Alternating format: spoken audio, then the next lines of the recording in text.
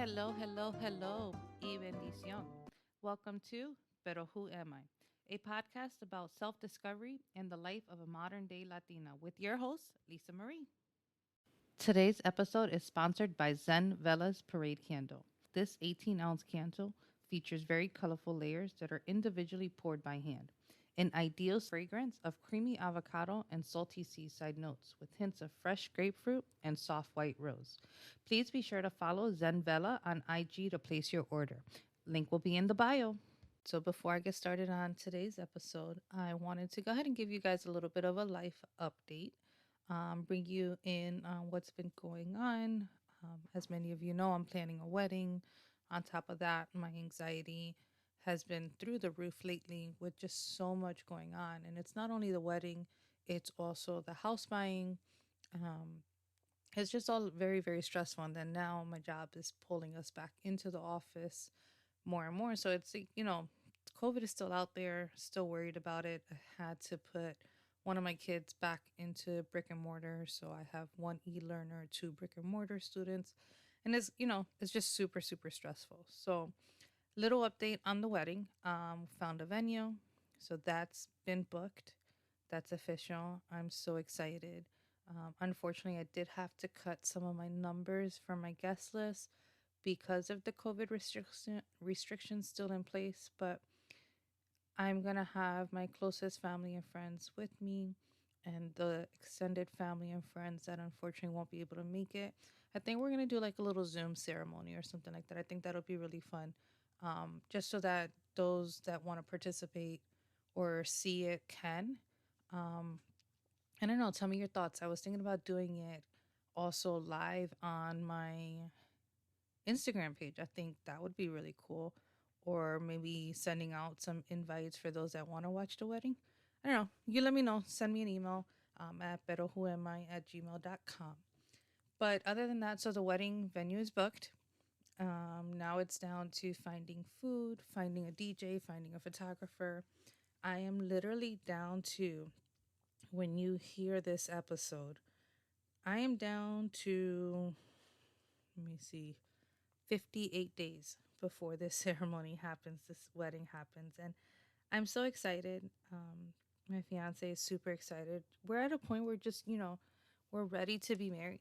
We've been living together since practically since day one that we've been together. It's the craziest thing. We spend so much time together um, that I don't know what it's like to not live with him since being together. I don't know. Weird, crazy, I know.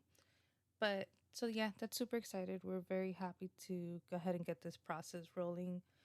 We're super blessed to some of our closest family members that have blessed us with giving us monetary gifts, or those type of gifts that money can't buy, the support, the help. My sister is my maid of honor, my best friend in Georgia, like everybody just stepping up and, Lisa, what can I do? Lisa, what can we do? How can we help? Do you want us to go with you to go look at this venue? Like, just the unbelievable amount of support that we've received, and just the phone calls that I've been getting. Like, I'm so happy that you're getting married.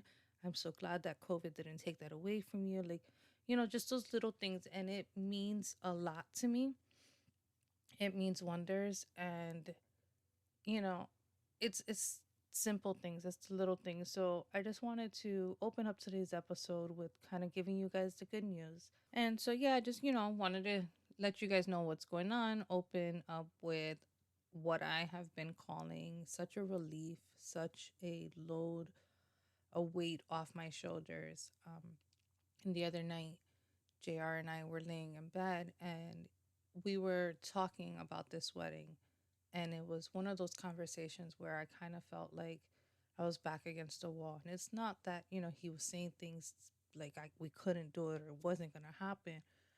But he was really giving me a reality check, making me realize that some of my hopes and wishes and dreams may have been a little bit more extravagant than I would like to admit.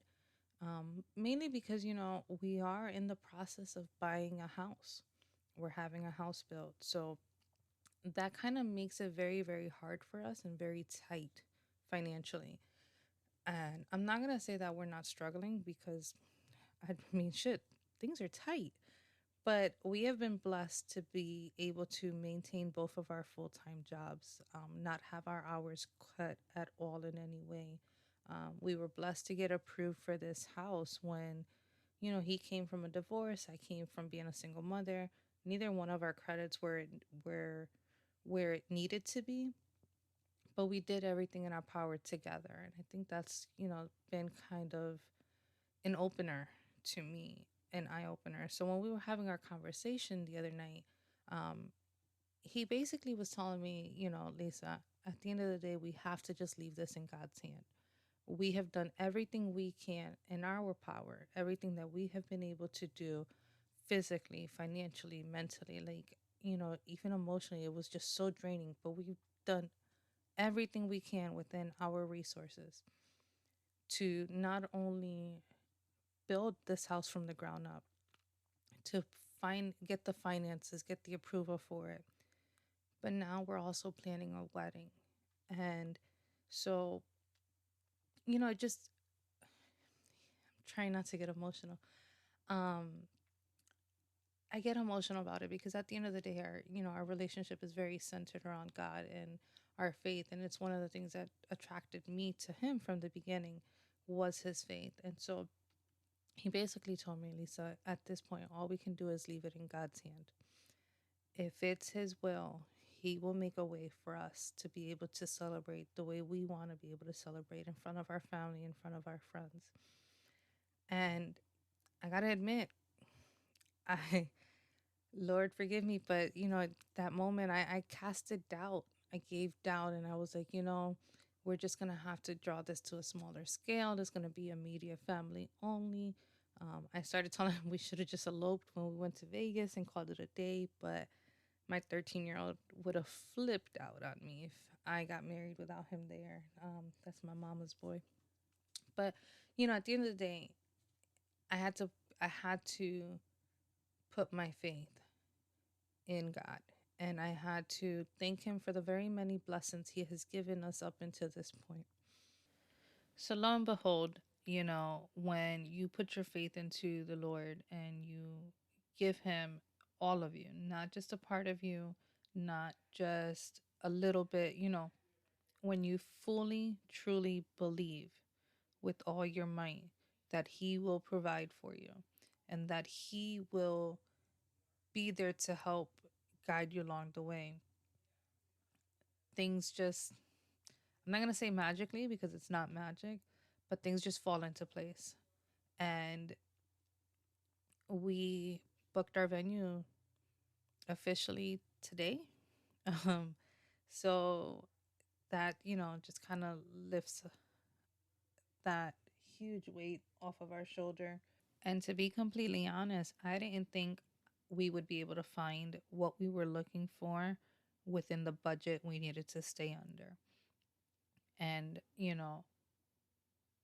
honestly, I don't know where, when, how. I just know that we were given some money off of the actual rental along with a discount. We received a monetary gift that is helping us a little bit with this wedding. And everything has, up to this point, fallen into place. And all I can say is thank you. The Lord telling us that when we believe and when we put our faith in him, that blessings will be of abundance. So, not to get all sappy on you guys, I'm sorry. I just needed to get that out, needed to let you guys know about that. So, we will not have a Spanish lesson of the week this week since I kind of let this introduction go a lot longer than I wanted it to. On today's episode, we are going to talk to a good friend, Miss Linda, who is a cancer warrior as well, a breast cancer warrior. This episode was recorded during Breast Cancer Awareness Month. Unfortunately, because of life, and I can't, let me not even say because of life, because if my coach was to hear me say that, she'd probably want to knock me in the head and say that there's no excuse. And at the end of the day, there isn't. I have been tired. I have been exhausted. I've got so much going on that I kind of put my podcast to the side, and I shouldn't have. But this recording was done during Breast Cancer Awareness Month, and Miss Linda was such a pleasure to have. And I really hope you guys enjoy listening to it. And I really hope that these two episodes that were heavily based on breast cancer awareness, that it helps you understand the importance of Breast Cancer Awareness Month, not only in the month of October, but every single day. I hope that you do more of your part and take heed of the advice of doing your mammograms, doing your self breast check. And for my guys, letting you know this affects you too. It's not only for women. So without further ado, let's go ahead and get started. All right, so we'll go ahead and get started. And ladies and gentlemen, today I am joined with a good friend, Linda, who is a breast cancer warrior. And we're just going to go over a little bit of what her journey through breast cancer was like. Miss Linda, if you'll go ahead and just say hello so everybody can hear you. Hello. Perfect. And so I had an episode where I discussed breast cancer with my aunt who is a I don't like to use the word survivor too much. I feel like that Mm, kind of victimizes you. I like to use the word mm, warrior mhm. because it's something you've conquered. Um and so we kind of discussed her journey. So now I wanted to bring you on and discuss your journey and what it was like for you. Okay. How old were you when you were diagnosed? I was 52. 52. Yes. And do you Hmm. remember what stage you were diagnosed at? Yes. I was actually diagnosed originally at stage two. However, when the surgeon went in, he saw that some lymph nodes was compromised. Mm-hmm. Um, it was like seven lymph nodes under my right arm and two up under my left. So that changed the stage to three. Oh, wow. Okay. That's different. That's definitely different. So, before that, did you have any symptoms, anything that made you think that you may have had it? No, and to be honest with you, I was my journey with breast cancer started long before my diagnosis, and I say that because I had to be one of the ones who could not miss uh, a mammogram because of my family history.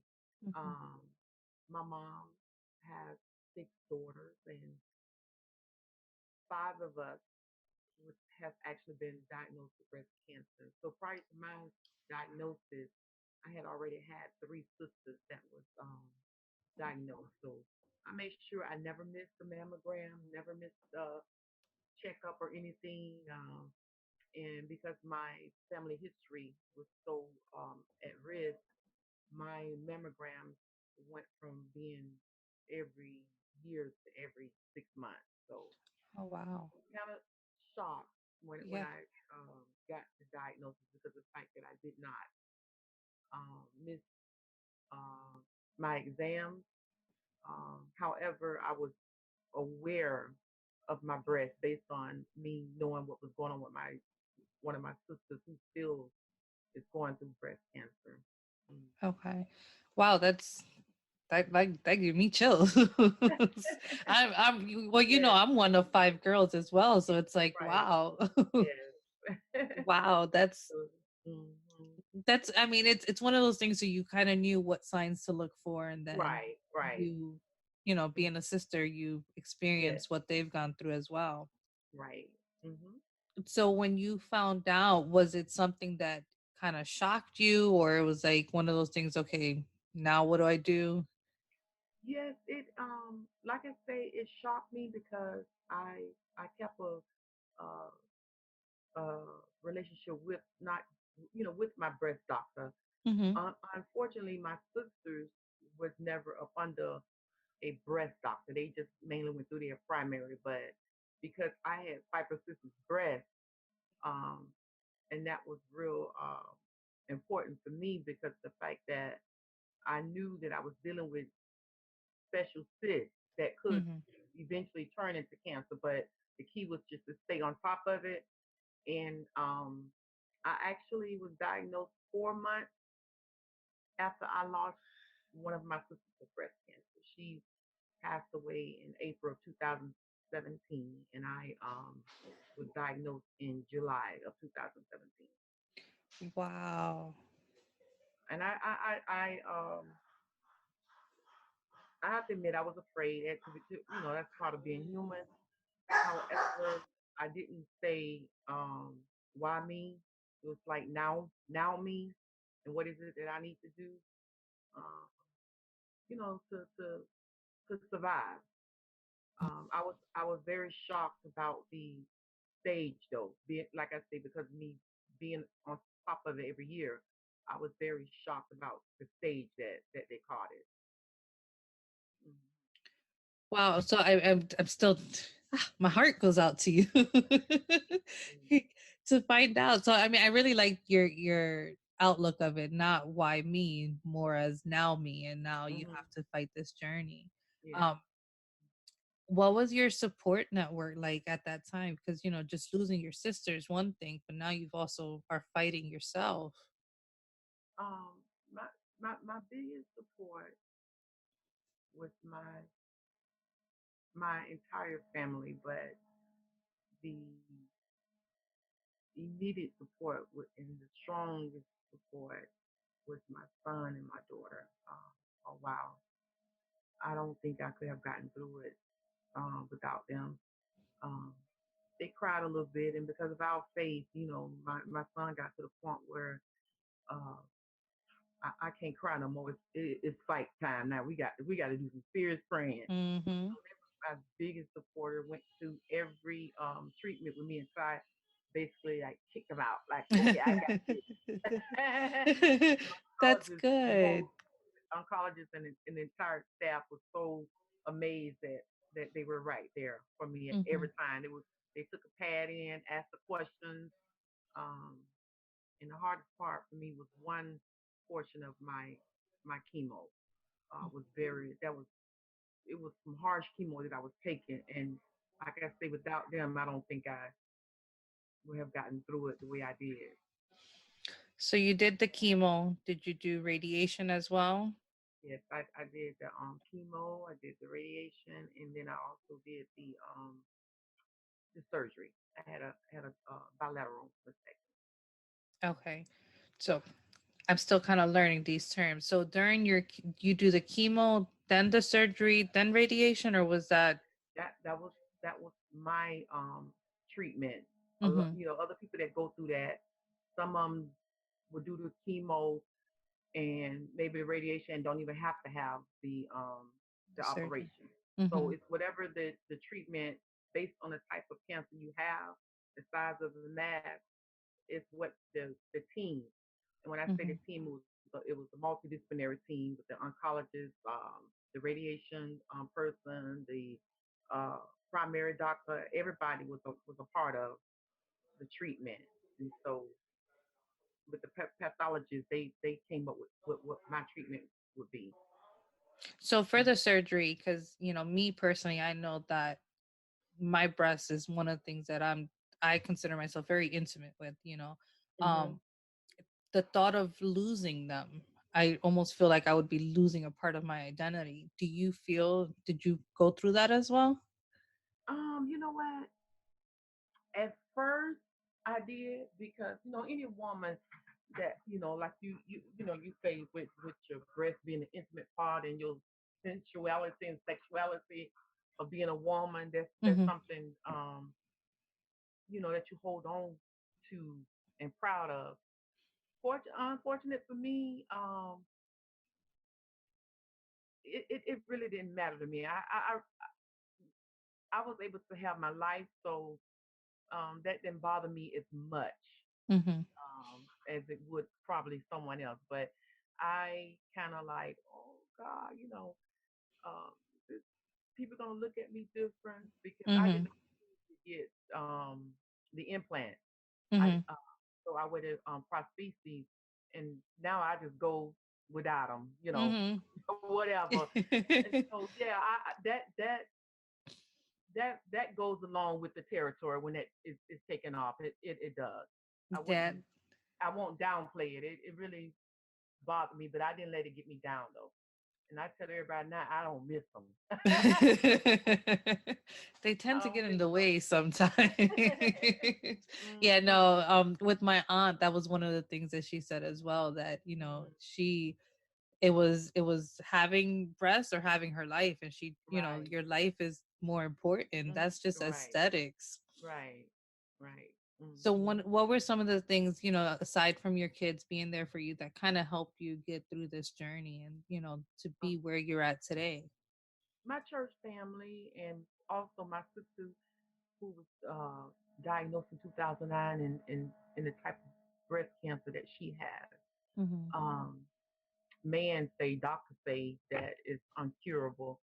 So I leaned on her a lot. As a matter of fact, I was actually the one to take care of her when she got her diagnosis and was like partner up with her and made sure she was okay and took care of her. And one of the biggest things that touched me is that when I got my diagnosis, it's gonna be okay. It's gonna be okay. She called me before I went into surgery. You're gonna be okay.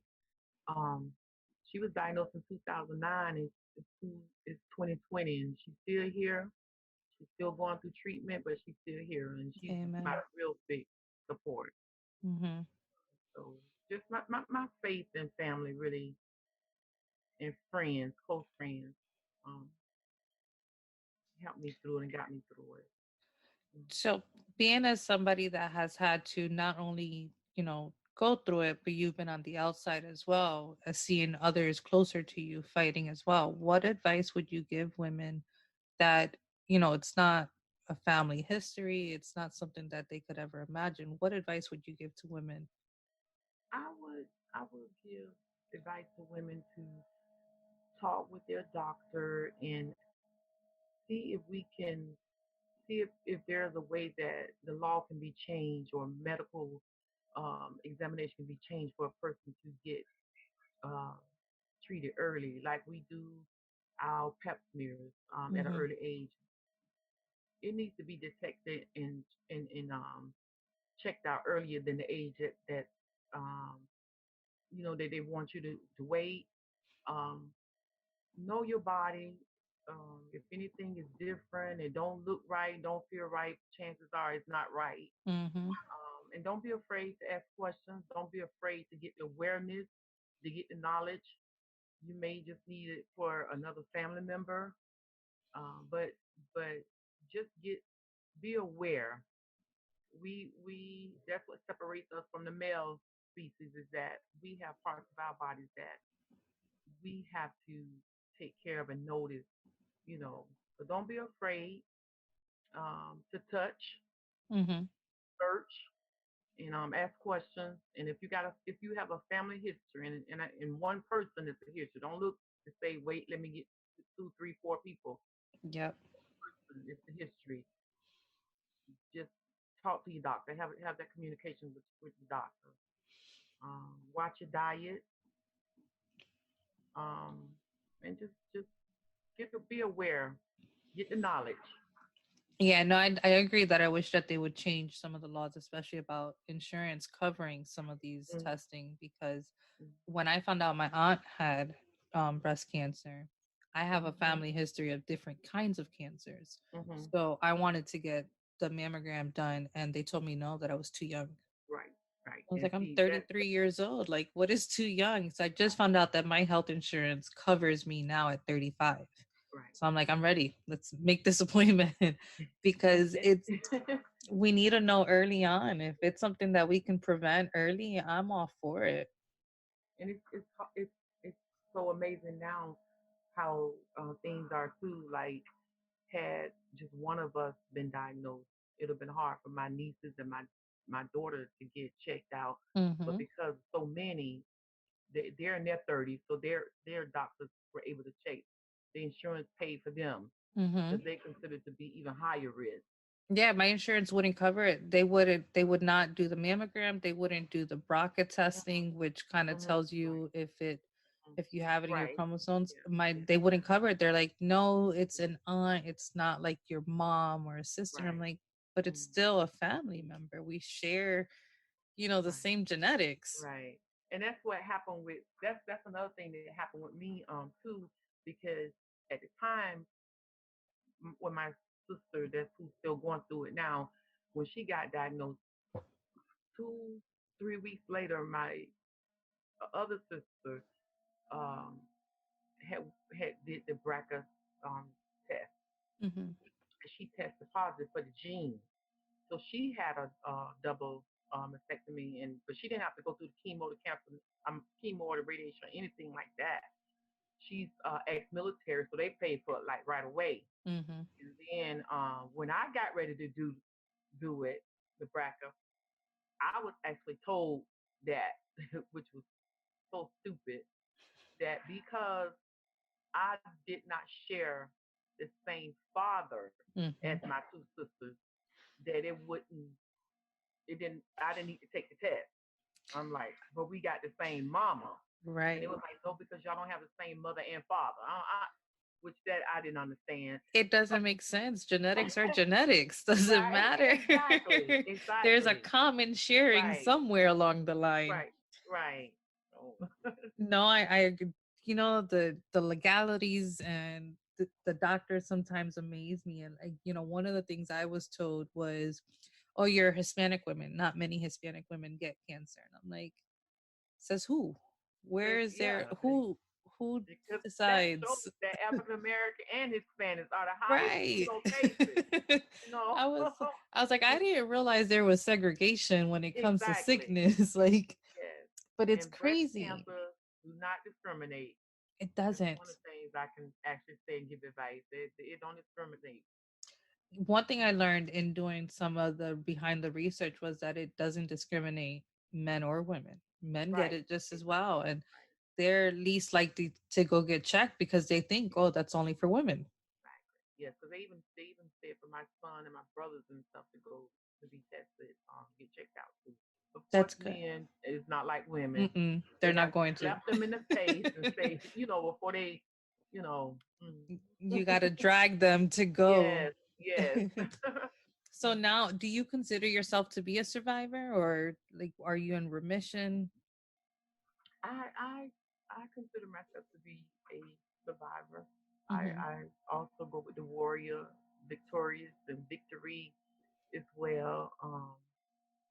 But I I'm one of the ones that I don't celebrate the color pink too much. Hmm. I'm more of a purple person, and I look at that because of the royalty of what that means. And when I used to go do my chemo, I would walk in with purple on into the chemo room, and then the older women would look like, I noticed you got purple, and it looks so pretty. And I was like, why do you choose purple and not the pink? I said, you know what? The purple is just royal to me. So when I walk in, I already know I'm healed, and I just, so I don't really embrace the pink as much, but I Hmm. do consider myself, thank God, that I am a survivor. And the reason why I use the term survivor because I'm really, when you have to fight to survive, and I mean fight, Hmm. you're a survivor. Yeah, yeah. No, I mean, So, I agree. I definitely understand that. It's hard being on the outside looking in. right, We can right, always be here to offer our support. We can right. always, help out in any way we can. But to be actually someone fighting and someone, trying to wake up the next day and saying, I'm going to keep moving, it's got to Yeah. be really hard. Now my one sister that went through the BRCA, the one now she don't identify as a survivor. She won't she won't even let us say it. And I was Hmm. like, why not? She was like, Hmm. well, I mean, I didn't go through it. I say, you survived. You got noticed early, but she Hmm. don't and I respect that with her too. Like I say, I don't really go around and actually like using that term. But if anyone asks me, I'll say yes. I'm a survivor through the grace of God. Hmm. I like that. Do you have any last minute thoughts, anything else you'd like to share with us, just so that, because I did this for Breast Cancer Awareness Month, but I need people to know that it's not only in October that you go get tested, go, be aware of it. I want people to be aware of it every day, you know? So, any last minute tips that you'd And give? it's so strange because during the time my sister was diagnosed, and even before that, they used to celebrate the breast cancer in April, and then for some reason they moved it to October. But I would look at it as to be every day. Um, you know, we're human and we have body parts that need tender love and care and attention daily. Mm-hmm. Don't just let that when November 1st get here that we throw away the awareness of breast cancer. It's something that needs to be thought about and looked at every day. And I say to anyone, cancer, um, it's not always the sign of death. Mm-hmm. It's the battle of surviving, using your survival skills, trusting in your faith, whoever your higher power is, having a good support system. Um, I'm here if anyone wanna talk to me more about my journey um, through breast cancer. Like I say, I'm a survivor. I'm also a sister who supports my sisters Mm-hmm. and anyone that has been affected. I do sometimes public speaking um, in church and stuff, and talk about you know a little bit of the statistics. And I know when I did my uh, motivational speak one time, I told them I kind of like stay away from statistics because when you talk about statistics, then you have to talk about the death. And Right. I'm not here to talk. I wouldn't talk about the death. I'm talking about the survival. Um, although that we do lose some people, um, and cancer in each person is different. Treatment is different. So have a different outlook to say that not why me, now me, and what do I need to do to survive. I like that. Thank you. I really appreciate you taking the time to come up and have this No, conversation with me, and kind of just opening our eyes, because unless we're actually going through it, we really don't know what to look for. We don't know what it's like. um right. I know every person that I've spoken to, their journey has each been different. um And another advice is find a good support group. You can mhm, go, you can Google different breast cancer support groups. Get information from your doctor, your oncologist, all of that. They'll give you a packet and stuff, and call those numbers. You'll be surprised that your story is not as bad as somebody else. And in order to have a testimony, mhm. it has to be a test. So just That just is very just true. find a good support group because you want to be able to identify. I can sit up. I can't talk to anyone about stomach cancer because I didn't experience, although I may know somebody. So get somebody that you can identify and know what to talk about, and if a person says to you, "I've been there," I recognize that. Go to the doctor. So just find somebody that's a good support for you. One of the things that was hard for me when I would see a lot of people that was in chemo, and I went in treatment with people my age. I was sitting in there with women that was in their 80s. Mhm. When you 84, 85, and you sitting there with cancer, that means you want to survive. You going through that treatment, but to be alone was very hard for me. So I would just kind of like talk to them and smile at them. And even one old lady, I almost adopted her as a mother. Mhm.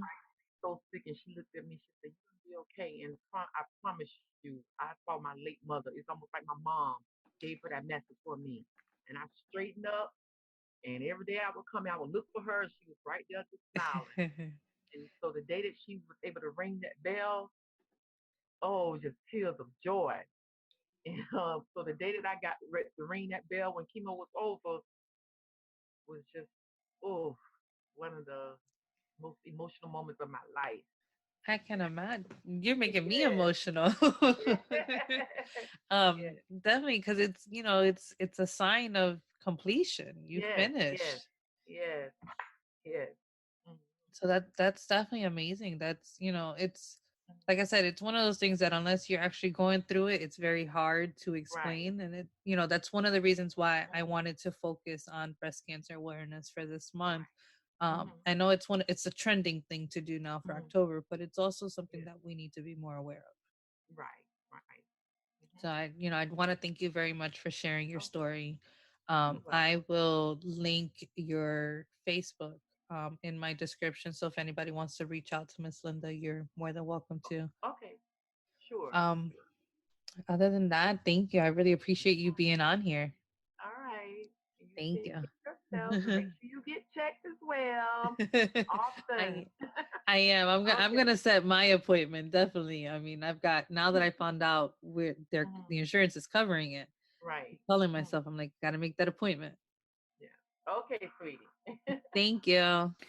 So I just want to thank my guest Linda for coming on and telling us about her journey with breast cancer. I mean, can you imagine having six sisters and five of you have been diagnosed with breast cancer at one point or another? Like, I have five sisters, and